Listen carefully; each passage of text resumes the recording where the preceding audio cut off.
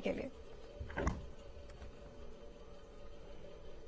देहरादून में धामी कैबिनेट की अहम बैठक, 14 अहम प्रस्तावों पर मुहर लगी। न्यायिक सेवा नियमावली में संशोधन, उत्तराखंड उच्चतर न्यायिक सेवा नियमावली में भी संशोधन किया गया। मुख्यमंत्री ग्राम संपर्क योजना से छूटे गांवों को जोड़ा जाएगा। वर्चुअली रजिस्ट्री करने की व्यवस्था को कैबिनेट ने मंजूरी दे दी है।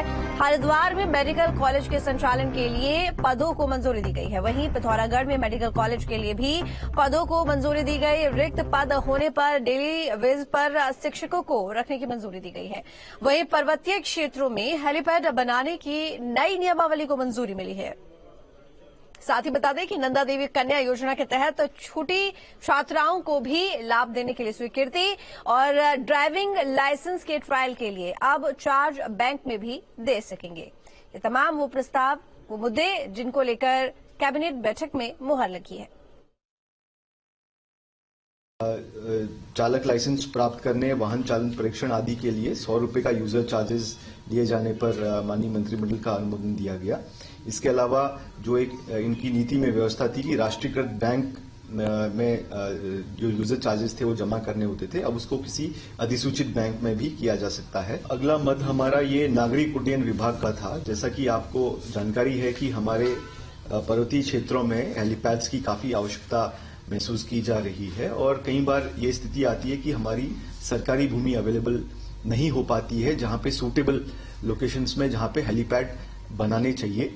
तो इस वजह से आज जो लोगों की निजी जमीनें हैं उनको कैसे हम लोग निजी लोगों को कैसे प्रोत्साहित करते हैं इस बारे में, तो उसके बारे में भी एक नीति सिविल एविएशन डिपार्टमेंट के माध्यम से प्रस्तावित की गई, जिसपे माननीय मंत्रिमंडल द्वारा अनुमोदन दिया गया। इसके अलावा नेक्स्ट हमारा ये माध्यमिक शिक्षा विभाग का ये मद है। इसमें उत्कृष्ट विद्यालय बनाने की ये योजना है। लगभग ऐसे हमारे 559 ऐसे प्रदेश के विभिन्न स्थानों में ऐसे विद्यालय चिन्हित किए गए हैं जिनको उत्कृष्ट विद्यालयों में कन्वर्ट किया जाना है। ये बेसिकली इसमें जो भी सुविधाएं देनी है सरकार द्वारा वो सारी सुविधाएं यहाँ पे दी जाएंगी।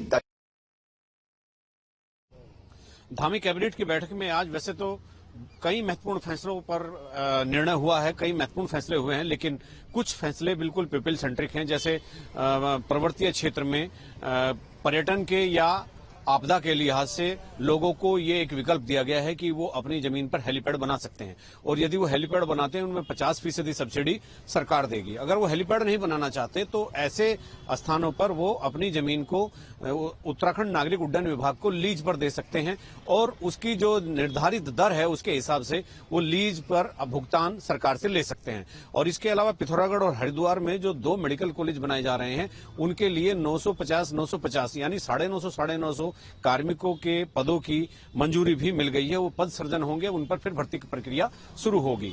इसके अलावा जो गोविंद बल्लभ पंत पर्वतीय शोध संस्थान है उसको भी जमीन देने का एक फैसला हुआ है। उसको जमीन की आवश्यकता थी और उच्चतर जो हायर जुडिशरी सर्विस जो होती है, उच्चतर न्यायिक सेवा जो होती है, उसके नियमावली में भी संशोधन कर दिया गया है।